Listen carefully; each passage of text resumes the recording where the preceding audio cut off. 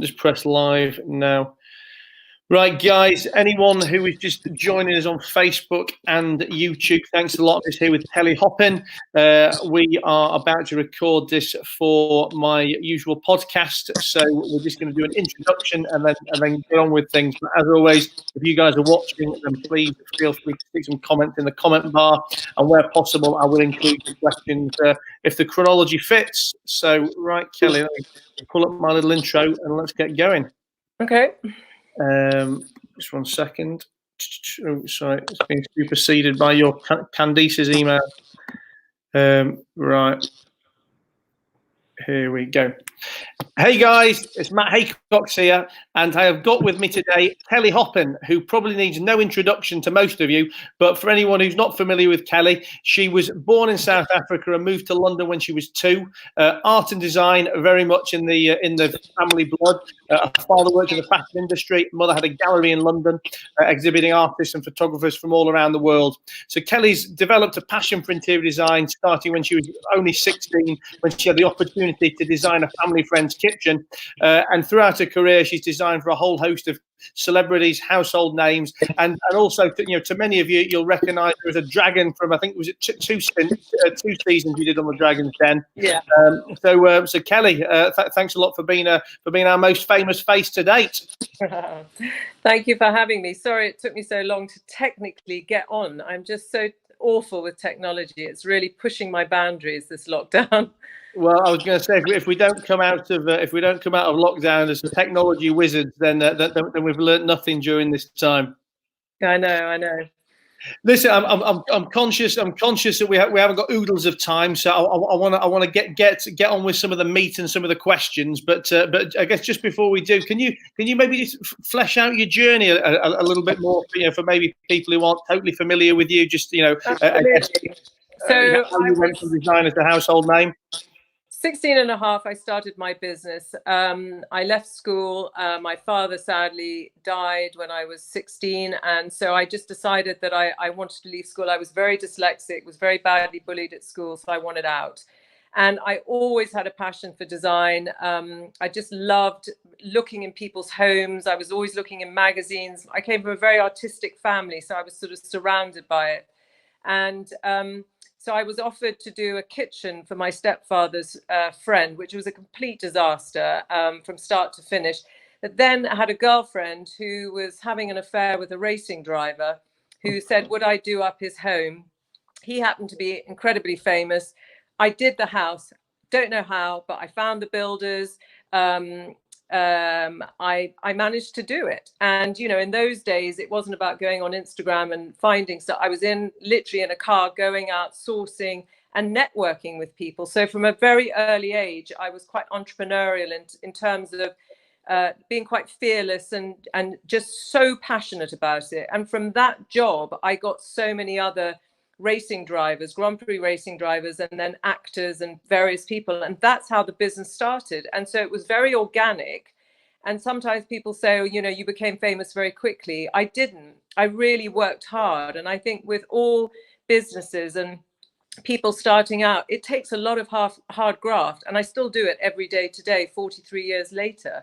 So that was sort of the journey of sort of how I got from A to B. And along the way, I was approached by Terence Conran to do my first book, East Meets West. I then won the Andrew Martin Award. And I suppose that gave me the confidence that I was okay in what I did. And once I had got that confidence, I didn't need to be reassured and feel like I couldn't do it. So I believed completely in what I was doing and created this style out of my imagination and travel, because again, there was no Instagram, there was only magazines and paper. And I'm really grateful that I came from that era, because I think we don't use our imagination enough. And I designed to music, dinner parties, talking to people, clothes shopping, reading, all of those things still sort of feed me. But I suppose I'm kind of quite strange in that I love design and that's my passion, but I also love the complexity of business and how you can work in business and plan things. I'm always sort of ahead of myself like that in terms of I want to be ready always. That's kind of my nature. Tell me, where would you see the parallels between design and interior design and business? And I guess I was just thinking about it a minute ago when we were joking before we started recording. We'd just been looking at my pink chairs, and you were talking about the fact that, you know, ultimately, you know, it's about what the client wants and making the client happy. And I know a lot of times, you know, clients will go to an interior designer who's got a very particular style. I mean, it's not often you see a designer who does all kind of wildly different things. You know, like people are known for this look or that look or the other. But I mean, I guess being customer centric. Yeah, must be, you know, one of the big points of success in design, which I guess is very much the same in business. But, you know, what other kind of parallels and draws do you see? Well, I think that, you know, what I do is I am employed to give advice. I'm employed for what I do. And I think that, you know, in all business, you have to listen. You have to listen and you have to understand what it is that you're doing. So if I'm going into your home and you're my client and you've asked me to come and help you, it's not for me to tell you what to do. I'm there to have a conversation with you and to understand what it is that you want. And I think in the same way in business, when you're in a meeting and you're doing a deal or you're trying to build a business, it's about listening to what people want and understanding it and not having that ego attached to your shoulder. And it's about unraveling. I always think every day is about unraveling. It's, you know, I start my day as a clean sheet and what is it that I have to do and what am I going to find? And when I find it, how am I going to invent something new? How am I going to create something new? How am I going to ask the right questions? If I don't get the right questions, how do I go in and ask again so that I can get them? And I think it's all about understanding what people want, isn't it? It's about trying to get inside people's heads. So whether it's design or whether it's about a business, and I think it's all about planning. And I think that as long as you're authentic in everything that you do, there is a way to get from one end to the other. And I think with a lot of people today, especially in this lockdown, where they've lost their jobs and they're trying to figure out what it is they can do, as long as you don't start from a point of fear, which a lot of people do anyway, generally, and you can start from a clear head and try and decipher in yourself what it is that you want, then I think you can work with someone else. I don't think if you go in with a confusion, you ever get the right mixture. And remember, when I started at 16, 17, I had no reputation, I had no name, I was only just starting off with a style. So I was offered jobs that really were not my style, but I still engaged in it and tried to maneuver it into a way that I thought was stylish. Obviously, today people come to me for that style. But I think that in every single job that I ever do, I just try and look at it as an opportunity to do something great. And I think sometimes people just have to take a bit more time to do that. And I think we're a community of rushing, wanting to get to the finishing line, get the money in, you know, what's the next one? I think you have to compartmentalize every single project that you do and give it 100%. I'm not someone that gives 150% because it doesn't exist. It's 100%. That's what you need to give somebody. And you give them your all, and then you go to the next project that you're doing, in my case, and you do it again. And each thing needs to be individual. But I think in business, there are certain things that you know. And I think maybe with age, I've got wisdom and I'm much calmer. I'm not saying when I started, I didn't have a big ego, because I did.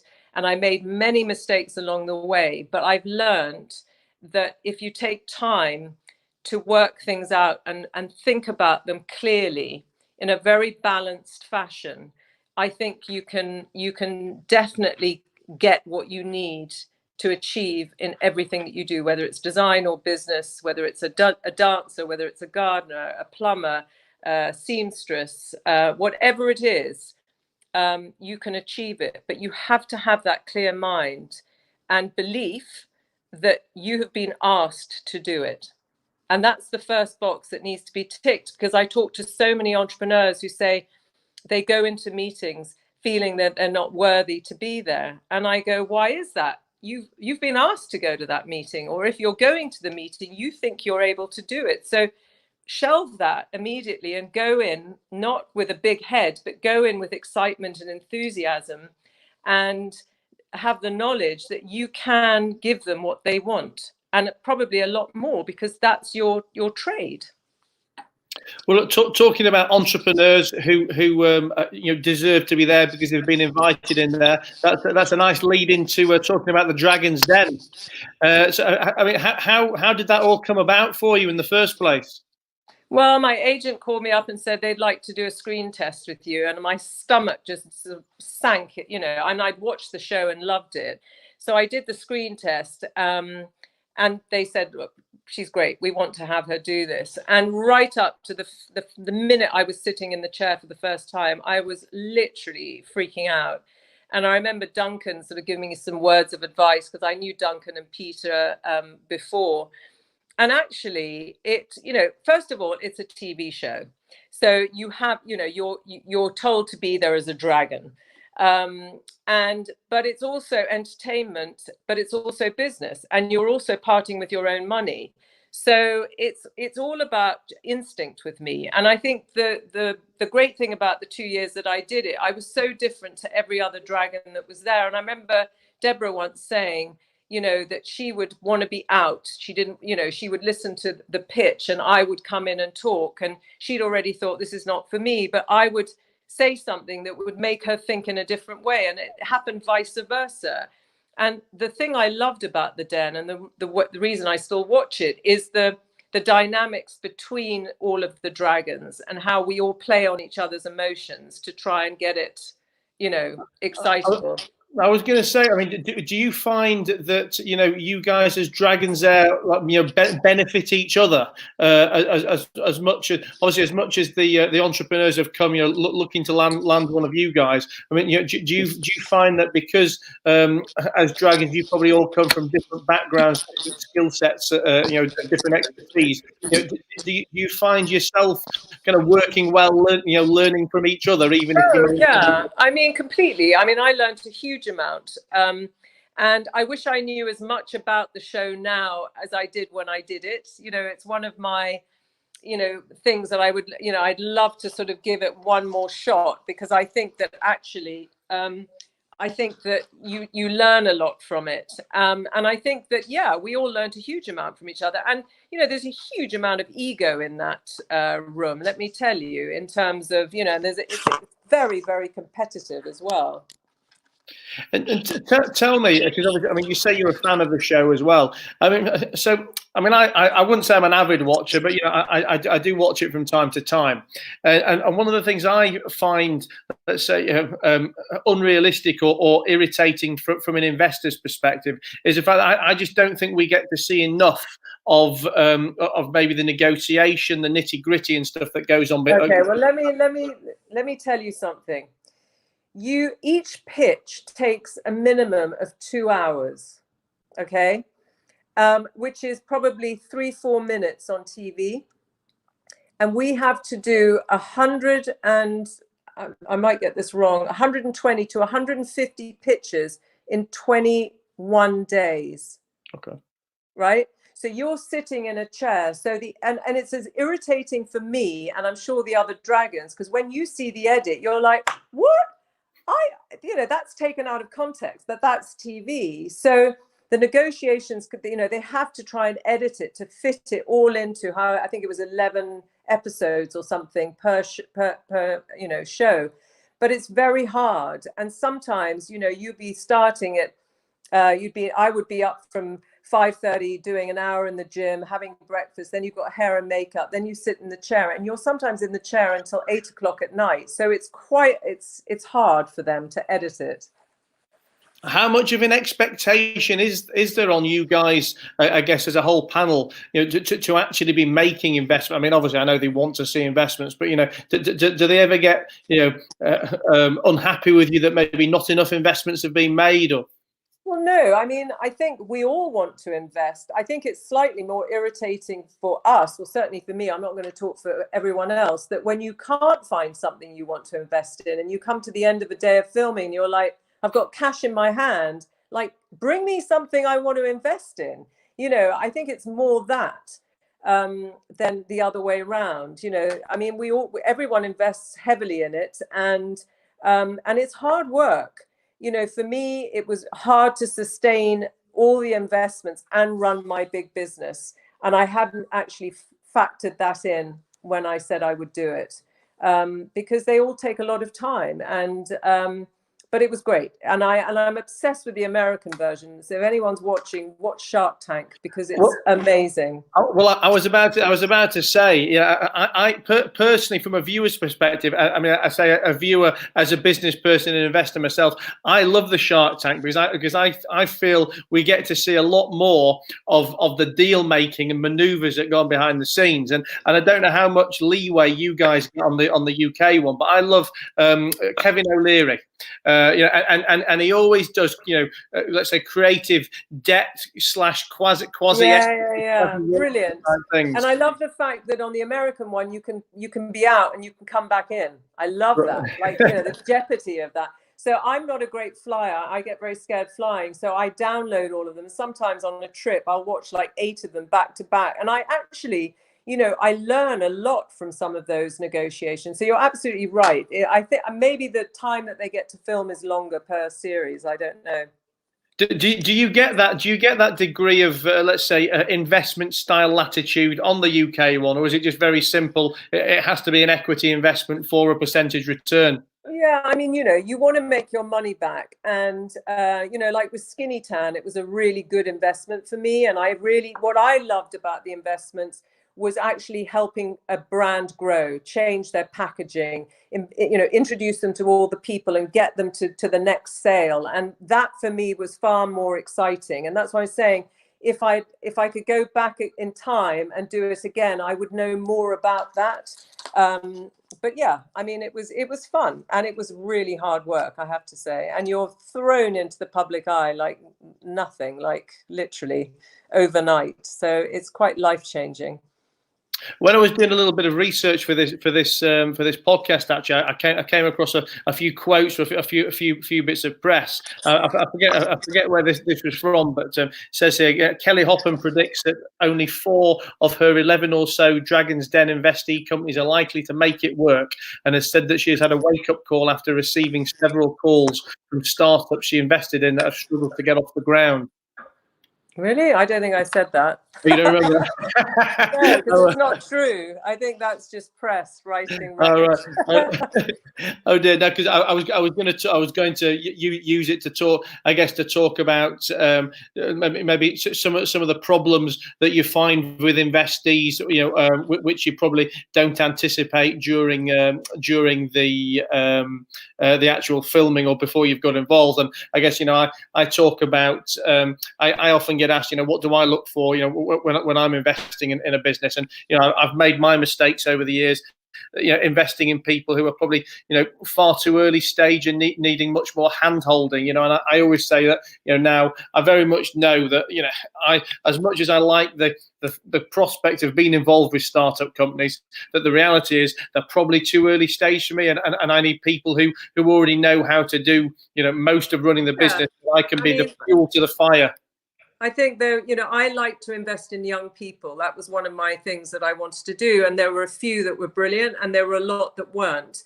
And you can talk to a brick wall sometimes over and over, and you can give people advice. And if they're not prepared to take it, that can be very frustrating.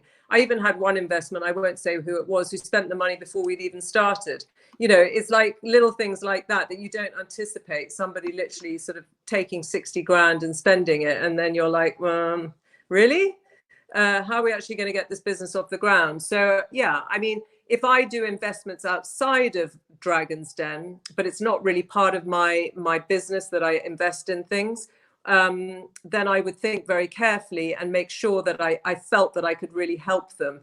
I'm very good at mentoring people and getting them to a point where they can get to start their business. I love that. And I'm very good at looking at businesses and almost turning them around just by looking at them and saying, but if you did this and did that and did that, I think that would work better. And then they'll come back to me and go, oh my God, that was gold. How did you know? And I say, I don't know. I can just look at it and see. But that's my fascination for business, which is separate to what I do in design. I love looking at businesses and seeing how the potential. I love the lockdown now in terms of being able to think outside the box in business and how business is going to work and coming up with ideas as part of the an ambassador for the great, which I've been for many years, thinking about things that a different way of living and how businesses can survive and how they can move forward. I love that kind of thought process. You know, it's part of who I am. I never really switch off. You just made me think, by the way, when we talk about mentoring people or you know, people spending the money before they've even got it. And if you like the Shark Tank, have you ever watched The Profit? No. You've not heard of it either? No. So the Profit's another US based one, and but it's not a panel of people. It basically follows just one guy, allegedly investing his own money. A guy called Marcus Lemonis. Okay. And he, his business, he runs a business called Camping World in the US, which I guess is their version. It's like a Costco for camping and fishing and other stuff. But there must be 4 or 5 seasons in, and it's kind of like it's almost a cross between a Dragon's Den. And do you remember when Duncan left Dragon's Den and he went and did that? He did a show about fair, like investing in Scarborough. He did something about fair. Yeah.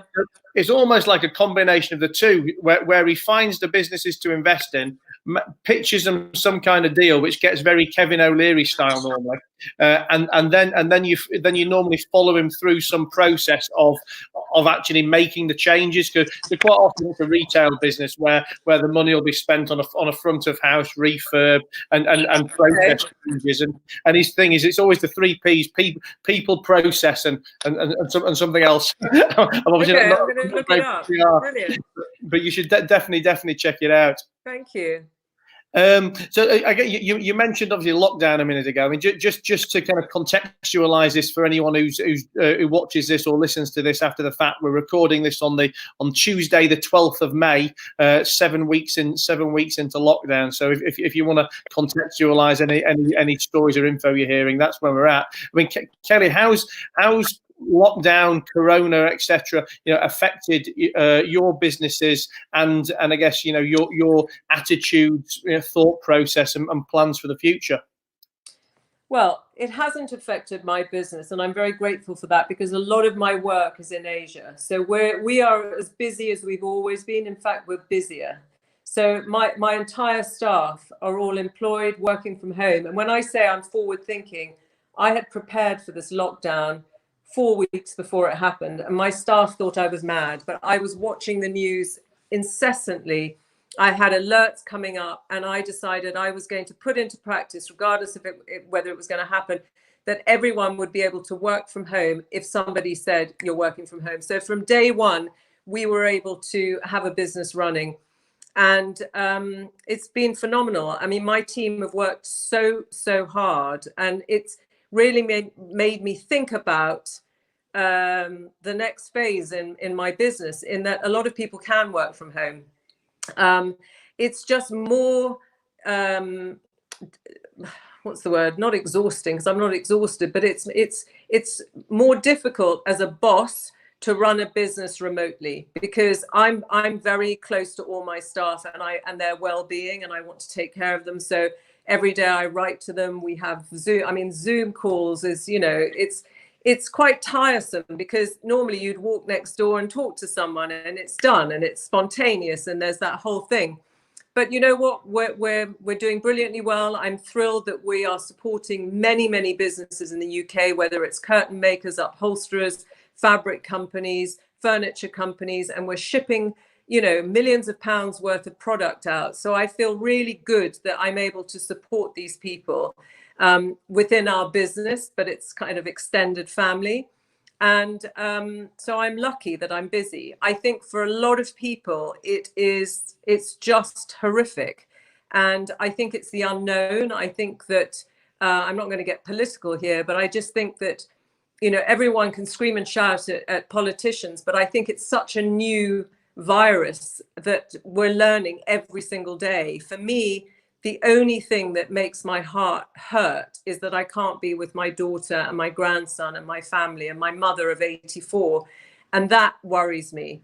But I'm so busy every day that I get to the end of the day, and that's when I then speak to them and everything else. But I don't think it's going to go away.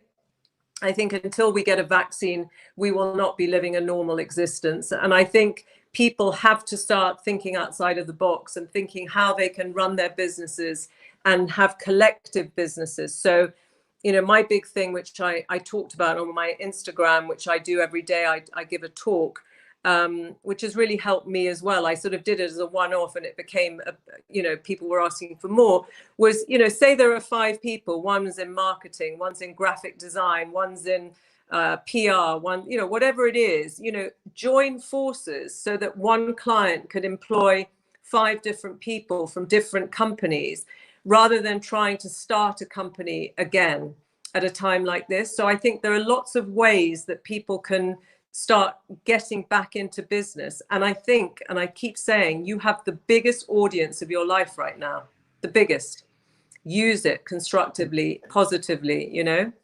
Yeah, I've been very much saying the same thing. You know, with a lot of people who've been messaging me about you know, wanting to have gotten started on YouTube or wanting to have got started on Instagram, Facebook, and I've been very much saying that, you know, now is the only time, in never mind in our lifetimes, in probably generations of lifetimes, that we are going to have literally every eyeball in the world sat gagging to consume content. You know, whether it's watching a live like this or watching you tell your jokes or do your TikTok videos, you know, whatever it is. You know, if you don't start doing stuff now during lockdown, then you never will. You know, other you've people lost an opportunity. Exactly. Yeah. I mean, a lot of people saying, "Oh well, I'm getting my thoughts ready so that when lockdown's over, then I'll do it." Listen, if you're not doing it now, you're never doing it. Absolutely. I know. I keep saying to people, if you haven't tidied your closets out and you haven't done your garden when you come out of this, shame on you. Well, just to wrap up with that, I mean, if there was a, you know, one takeaway for, you know, for all the people at home, then, you know, who've been, you know, wanting to start a business or wanting to make a change, you know, I guess other than just saying, you know, get on with it and do it, you know, any specific advice or information you can recommend to people right now? Well, I think that instead of, you know, sitting on social media looking at what other people are doing with envy or trying to just look at stuff and then get depressed, be constructive. You know, what are the 4 things that you're good at? What are the 4 things that you're passionate about? What are the 4 things that you know you could do good doing? And then do your research. You know, and actually reach out to people, because again, it's not just about the audience. I think it's about the fact that people are listening, and people are in a very different mindset right now, that they are willing to listen. They're in a much more they're more available to listen to what people have got to say. Not everyone, but the majority of people. And I think that the opportunities are there, but it's how you speak to people. And, you know, I think you have to go in with a real sense of authenticity, a real sense of passion, a real sense of wanting to do something, and actually being inquisitive and trying to put something together and slowly put it together. So as you said earlier, you know, a lot of people are sitting with their thoughts. No, thoughts need to become reality. If you sit with it always in your head, you'll never get to do anything. I've seen that so many times where people have got brilliant, cracking ideas. 3 years down the line, they've done nothing with it. And a lot of that is from fear of thinking they're going to fail at it. Don't. You are going to fail a lot. We all do. But you just pick yourself up, and a true entrepreneur has always got another idea and is always going to go out. Eventually, something will hook. I always use the analogy of a great DJ. If he puts the right music on, you watch him hooking in everyone onto the dance floor. If it's bad music, everyone's at the bar. You know, you've got to have something that somebody thinks, that's a good idea. And from that, grows something else, and create mind maps on paper, because they're always quite good to show how from the very small idea you can do another circle with another circle with another circle, and you just see how it all kind of grows back to the center, but linking everyone in together. And as I said, don't be frightened to ask people and ask for help. I think it's really relevant right now. Awesome. Well, listen, Kelly, that's fantastic. I've loved hearing the story, loved hearing the advice, and I know we've been getting a few comments down the side. So I know a lot of people watching at home have enjoyed this, and I'm sure the people who listen to it when we release it on iTunes and Spotify and everywhere else you can listen to this will love to hear you too. Again, just before you go, for anyone who doesn't follow you on social, etc., just give yourself a quick shout out so people can listen to a bit more. Yeah, my Instagram is Kelly Hoppen. It's really simple. I'd love to hear all your comments, and if you've got any business questions, you can always write. I do try and answer everything that I can, and we're also on Twitter. So it'd be lovely to hear from you. Awesome. Well, thanks a lot again, Kelly. Thank you very much. Thank you so much. Take care. Thanks, Kelly. Bye. Right.